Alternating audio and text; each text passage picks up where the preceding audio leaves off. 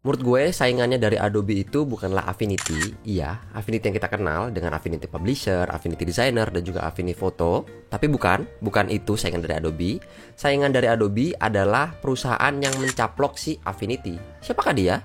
Yaitu Canva. Canva sih, Bang?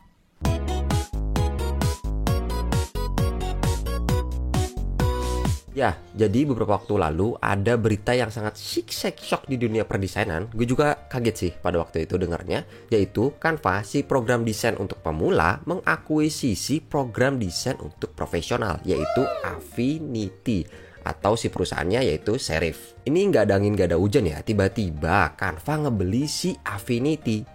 Kok ya bisa itu loh, program desain untuk pemula ngebeli perusahaan program desain untuk profesional. Ada apa ini sebenarnya? Apa sebenarnya yang direncanakan oleh Canva? Bahkan gue rasa pun Adobe kaget ya lihat langkah-langkah Canva saat ini.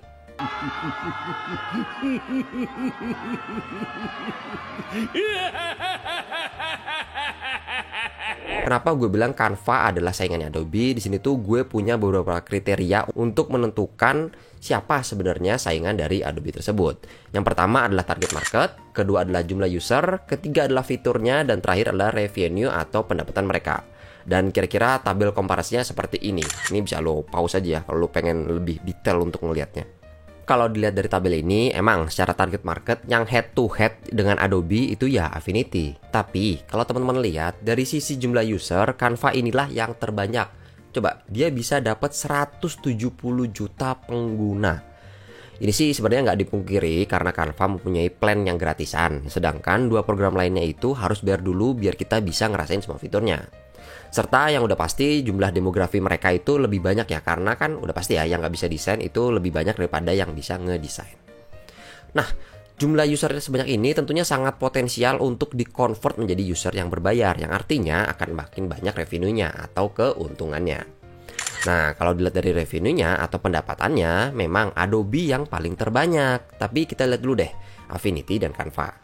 Mereka hanya berbeda 1 tahun dari tahun berdirinya, tapi pendapatan Canva bisa lebih banyak, hampir 5 kali lipatnya. Gokil.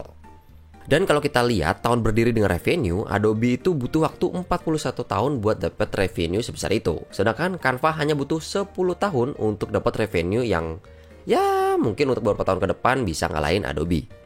Dan dari tabel ini kita bisa lihat sangat logis sekali kenapa akhirnya Canva mengakuisisi Affinity dan menjadi pesaing asli dari incumbent Adobe. Yang pertama adalah karena jelas uang Canva lebih banyak daripada Affinity, jadi bisa dibeli dong itu perusahaannya. Yang kedua dari segi fitur, kalau dilihat Canva dan Affinity ini punya kekurangan masing-masing dari segi fiturnya. Yang satu cuma offline dan yang satu lagi cuma online. Akankah jadi lebih mantap kalau keduanya bergabung jadi kayak Adobe, punya yang online juga dan juga punya yang offline? Bayangin aja, apa nggak ketar-ketir tuh Adobe? Apalagi kalau tahu ternyata pesaingnya adalah sebuah program desain untuk pemula, bukan yang profesional seperti yang dia kira saat ini. Dan tentunya kalau ada akuisisi begini, pasti dua perusahaan tersebut akan saling sharing knowledge atau pengetahuan terkait dapurnya mereka dan juga resource-nya, yang ngebuat growth atau pertumbuhan dari kedua program tersebut akan sangat melesat, terutama Affinity ya. Gimana enggak, tiba-tiba Affinity punya uang yang sangat banyak dan juga orang-orang yang sangat keren yang bisa mereka gunakan untuk develop programnya lebih cepat daripada sebelumnya.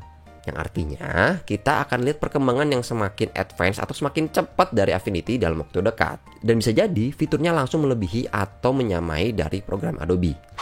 Itulah kenapa gue bilang Canva adalah pesaing dari Adobe, bukan si Affinity.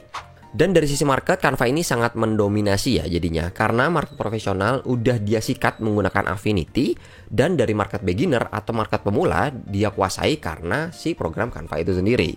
Ya walaupun Adobe sih juga punya ya yang untuk beginner itu, yaitu Adobe Express, tapi gue rasa sih kalau dibandingin dengan Canva enggak lagi, ini nggak usah dilanjutin lah Adobe Express. Siapa sih yang pakai Adobe Express? Coba, siapa di sini yang pakai Adobe Express buat ngedesain, terutama untuk teman-teman yang nggak bisa ngedesain. Jadi menurut gue beberapa tahun ke depan ini akan sangat seru nih di dunia perdesainan, karena akhirnya Adobe ini punya pesaing yang sebanding. Nanti kita lihat aja deh gimana langkah-langkah Canva dan Affinity untuk mengkoyak-koyak kantung uang dari Adobe yang udah semakin besar dan tentunya semakin rakus. Mungkin akan ada Affinity versi web, atau bisa sync desain dari Canva kemudian lanjut di Affinity. Kita lihat aja deh nanti. Kalau menurut teman-teman gimana? Sepakat gak dengan pendapat gue bahwa Canva adalah pesaing asli dari Adobe? Tulis dong di kolom komentar. Saya Kemlar The Killer dan sampai jumpa di video selanjutnya. Dadah! Terima kasih untuk kalian yang udah nonton video ini sampai habis, dan juga terima kasih untuk kalian yang sudah subscribe YouTube channel Killer. Dan saya Kemal mau ngasih tahu bahwa Killer membuka fitur membership, di mana kalian bisa mendukung atau mensupport Killer secara lebih dengan menjadi member. Ada 3 penawaran, mulai dari pembelajar Rp10.000, pengen pro Rp50.000, dan serius pro Rp150.000. Masing-masing punya manfaat atau benefit tersendiri yang khusus untuk member. Kalau kalian tertarik bisa langsung klik tombol join atau bergabung di bawah sini. Terima kasih.